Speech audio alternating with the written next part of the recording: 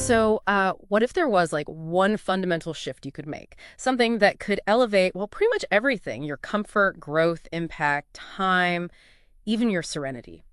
Today, we're doing a deep dive into exactly that. We're uncovering these 5 pillars of a flourishing life from quite a stack of sources we looked at. They explore how mastery, wisdom, and purpose aren't just, nice ideas, they're practical keys. Yeah. Our mission here is to pull out the really vital stuff, the nuggets that define a rich, meaningful life, something way beyond just, well, possessions. That's exactly it. And when we talk about genuine lifestyle quality, the sources are really clear. It's less about what you acquire and much more about the depth of your joy, the strength of your purpose.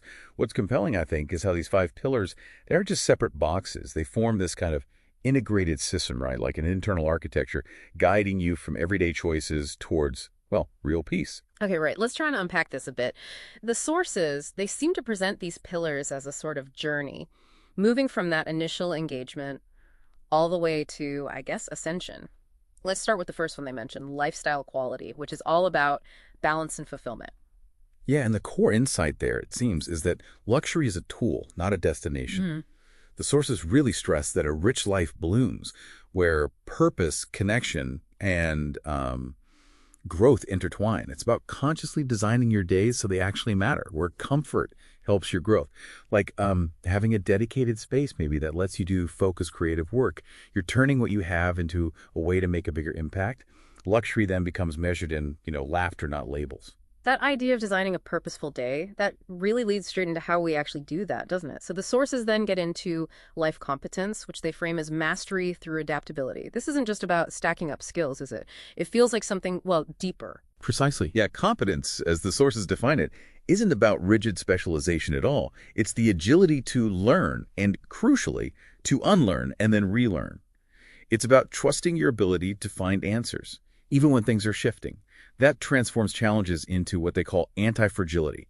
For instance, they give examples of people who embraced some new technology, maybe didn't resist it. They didn't just survive. They actually thrived, expanded what they could do. That's just resilience, like bouncing back. It's actually getting stronger from the unexpected. Got it. Now, this next pillar, right decisions or wisdom-guided choices, this seems absolutely key. The sources talk about choices that sacrifice, like immediacy for legacy. What exactly do they mean by that? Well, that brings up a really important question, doesn't it? How do you make decisions that honor both your immediate goals and your long-term values? The sources seem to suggest that intuition lights the path, data builds the bridge.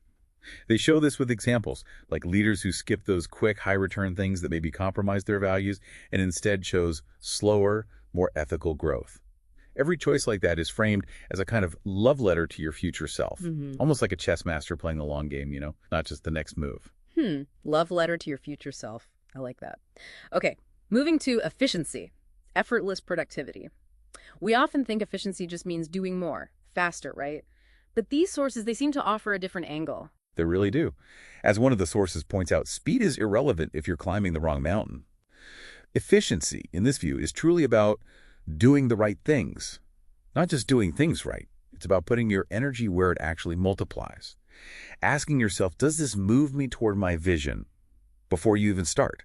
Think of it like pruning the branches on a tree that don't bear fruit so the important ones get the resources they need. Right, focusing effort. And finally, the payoff, the reward for all this, peace of mind or unshakable serenity. What does that actually look like in practice? This is that quiet satisfaction, isn't it? From a life you've built intentionally. It's not about, never having storms. It's the ability to dance in the rain, as they say. The sources state quite clearly, control is an illusion. Serenity is choosing where to focus. And that stillness. It's found in alignment with life's rhythm, not just in literal silence. When your competence, wise choices, and aligned effort all come together. You don't just find calm, you sort of become it. So putting it all together then, it's really clear these pillars aren't separate things. How do the sources talk about how they interact? Is there like a ripple effect connecting them? Oh, definitely. If you connect this to the bigger picture, the sources show vividly how each pillar feeds the next one. It creates this positive loop. Think of it like a balanced ecosystem, maybe. Quality living often pushes you to seek competence, right? Then competence sharpens your decisions. Wise decisions naturally lead to more efficient actions.